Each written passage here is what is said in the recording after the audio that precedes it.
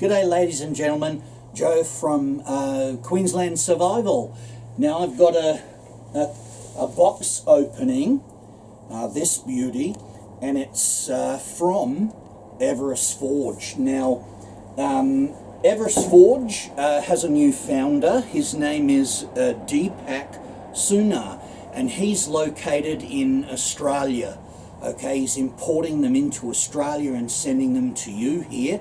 That's if you want, that's excellent. Now, this is, as he said, it's a fresh start with better steel and heat treat. And it's based on a previous video on a survival cookery that I had on my channel. And there were issues with the tempering and the quench and the heat treat, but he assures me that won't happen this time. Now he asked me to pick two for this test. One is the Hollow Ground Light Survival Cookery, and there's another. The second one is a classic Bow Pure Cookery. And like that has a stick tang. Now Everest Forge offer a great deal of products from swords from all over the world in the history of swords, axes, spears, bowies and knives, and also my favorite, which is the cookery. So let's do this opening. This is to show you, this is how I got it.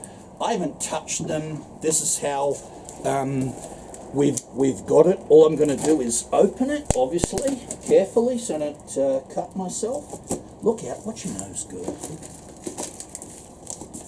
Now, that thing down, and this is it. Now, it's traditionally wrapped, a lot of bubble wrap in the box. So let's open these and roll them and go for it from here. Look. Alright, be careful when you drop the things.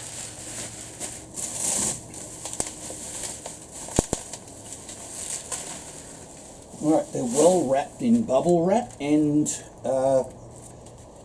paper. Here we have the Everest Forge pamphlet.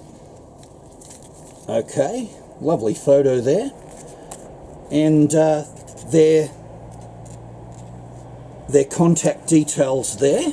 And you can even personalise your blade. That's fantastic.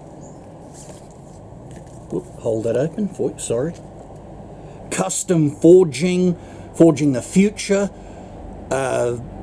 Well, we value your feedback. They're getting it now. Review and win, so they're getting that now. And personalise your blade. Now, we'll get past that and right. Ooh, it's well wrapped, and this will help protect it. This one is no doubt the lightweight survival cookery.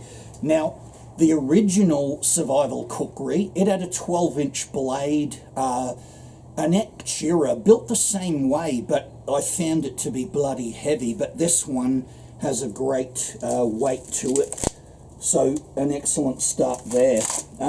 This one is the one I'm gonna, ooh shit, cut my finger off if I'm not careful. This one I'm going to do the majority of the testing on, but I'm going to carry the classic and do some milk bottle.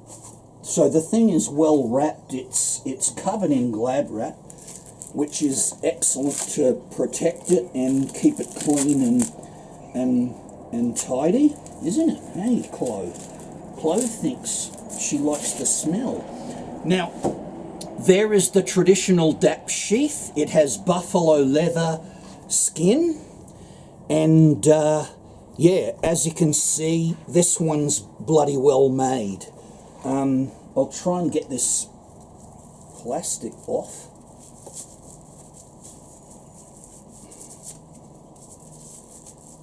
and it's covered in oil, so it ain't gonna rust at all. Have I got a... It certainly isn't gonna rust. And wow, I'll just use the Nepalese paper to get the oil off of it, because I gotta hold on to the thing. But wow, you see the fuller, the chira, called a chira, there. Now this is a rosewood handle. It's a full tang. As you can see, it's a full tang. It has steel fittings, and this has a distal taper as well. And it's bloody sharp, that's for sure. And we'll just put that one there. That thing impresses me. In the fit and finish impresses me to begin with. That thing is beautiful. And look, its quality on its own is, I would say, far better than the original Everest forge that I tried, on the first test, the first video that I did. The fit and finish is, look, it's excellent and far better than the original. Now, I'll try and get this plastic off this one as well. This one is a classic design, and it's got a military sheath, the DAP sheath as well. Now again, the finish of the sheath is beautiful. That's the military frog, and I love the buttons, and you can tell it's a military pattern because of these leaves here. Now I'll take this one out. Wow, this one's gorgeous as well. I'll again get this plastic off. Now this one, I picked this one because I bloody liked it as much as the photo was beautiful. And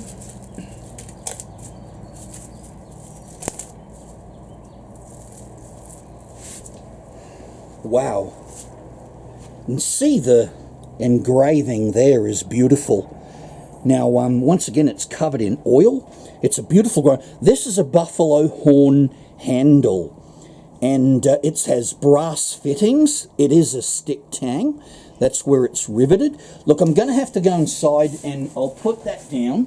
Follow me, please, Dave. I'm going to have to get a cloth to dry it off, because it's well looked after. I got one. Sorry, folks.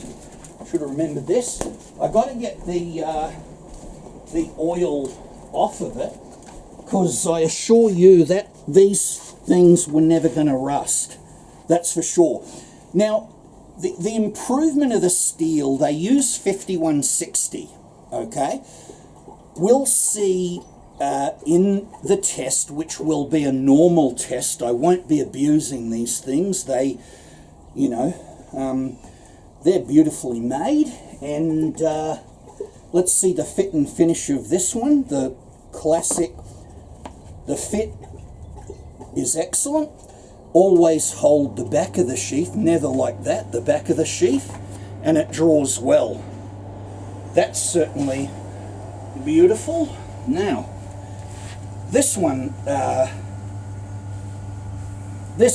is gorgeous. Now, Suna Deepak, sorry, excuse me, your first name's Deepak. Thank you very much for sending these, mate. And mate, look at that. They are beautifully made. They're the best I've seen from Everest Forge. And you also have in the classic, you've got the Chakmak and the Kada. One is a utility knife, and the other one is a steel to sharpen the blade. Now, and this thing fits beautifully as well. The thing is gorgeous. I mean, I'm gonna Where's my belt? I'm gonna belt this one up and carrying it. See how it feels. And so far,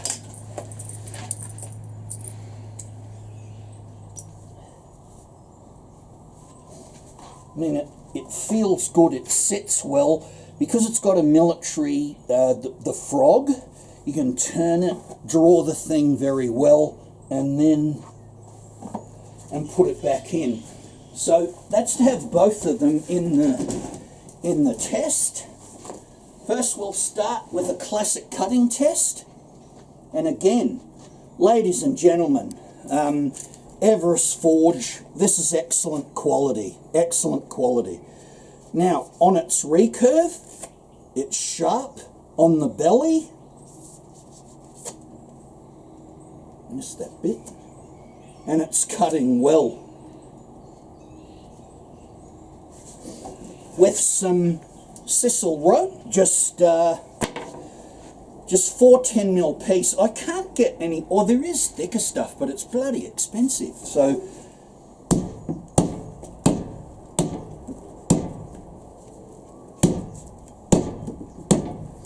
and it's chopping well. Let's do a bit of splitting.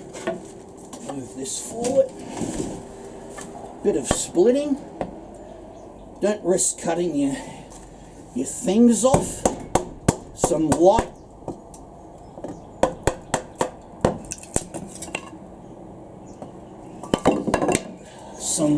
kindling, light splitting.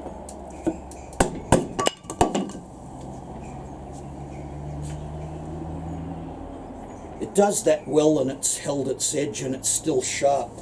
Here we've got the piece of pine to use this blade. It is the lightweight survival blade, but this is what you want on your belt. That other thing was just far too heavy. Let's see how it cuts.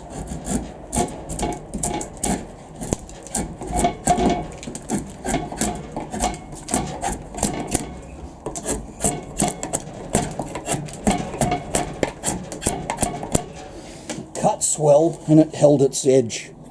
It's razor sharp, and let's go downstairs, see what we can do. We'll wipe this handle again because it's slippery from the oil. That's a good thing, folks. When you get your tool, your blade, your axe, whatever it is, you know it's going to be in great condition and it's not going to rust. So follow me, Dave, please. I killed that one already, damn.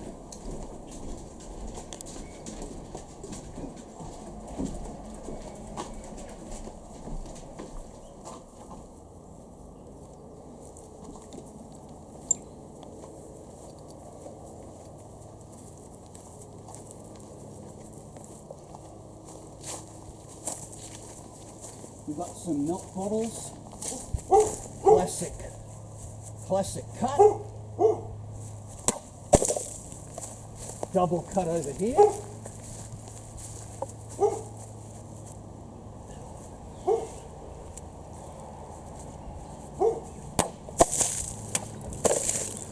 Cuts through that like a laser.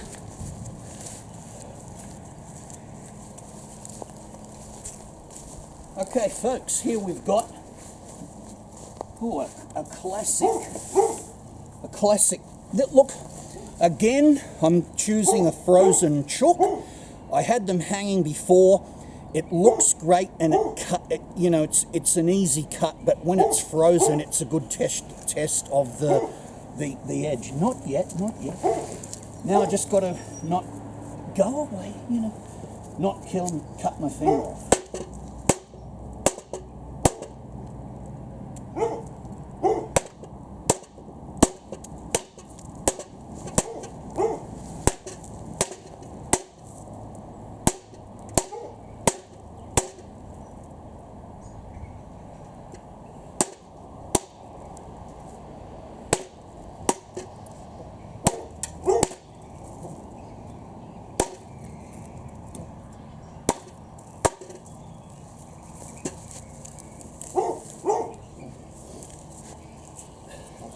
that's a solid test through the frozen meat and the bone of the chicken.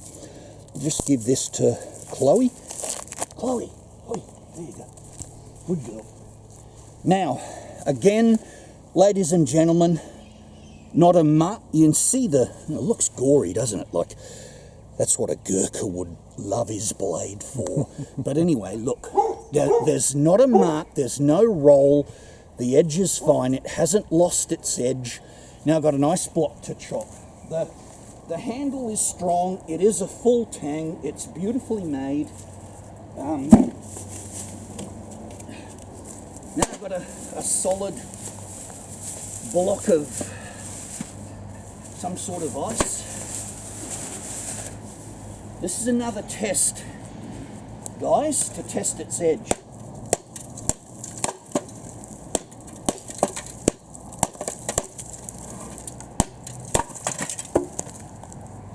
There's not a mark on it, and it's good to see, isn't it? Let's go. Over here we've got some bamboo to cut.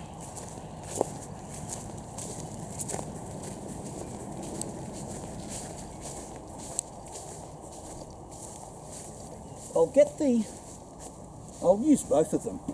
Here is it's green bamboo.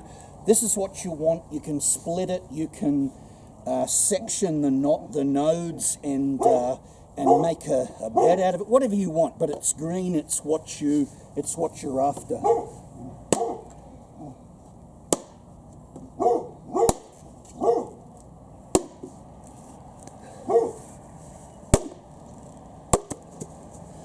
And it cut through that beautifully. The edge is fine.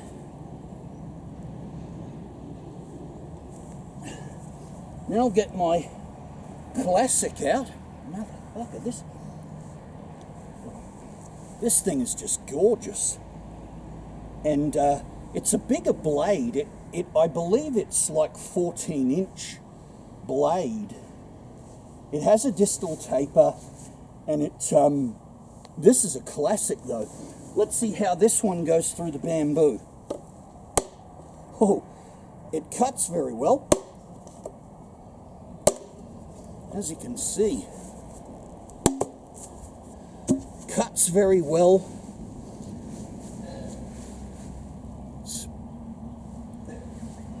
And the stick tang, like it's blade heavy. It's what they want.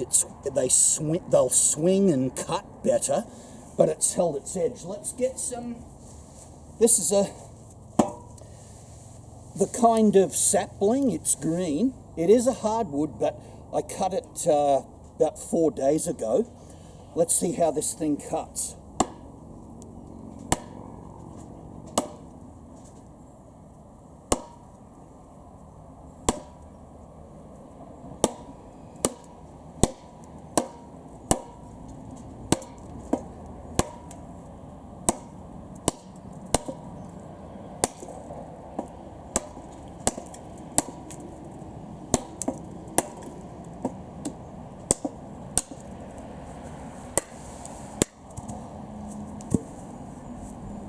There's not a mark on it, there's no roll, it's still bloody sharp.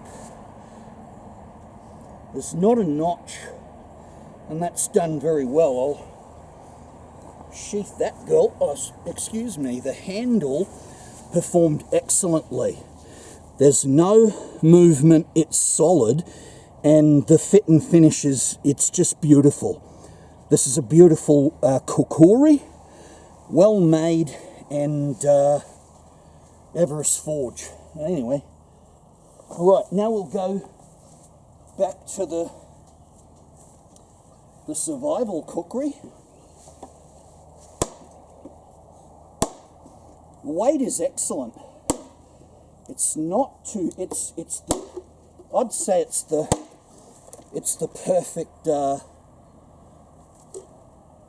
perfect weight to carry in the field. Let's get a. Oh, fucking heavy. I'm going to do it here.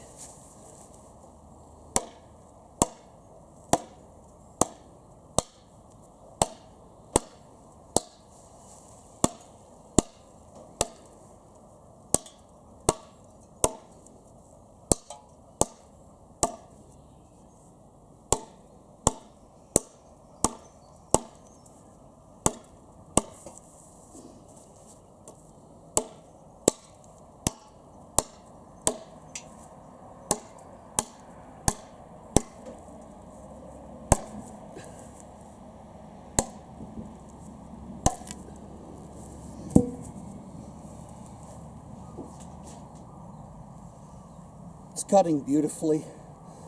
It's held its edge. It's light, it's fast, it's beautifully made. And let's go over here, folks. This is the last test.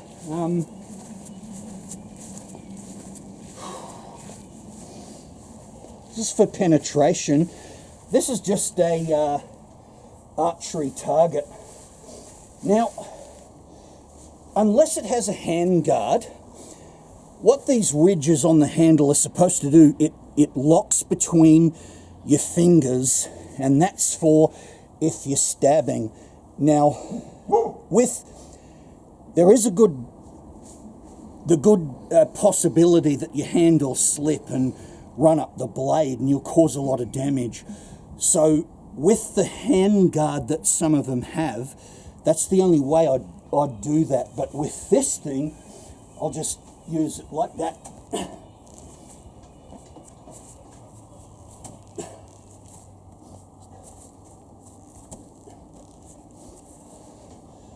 Cuts that well.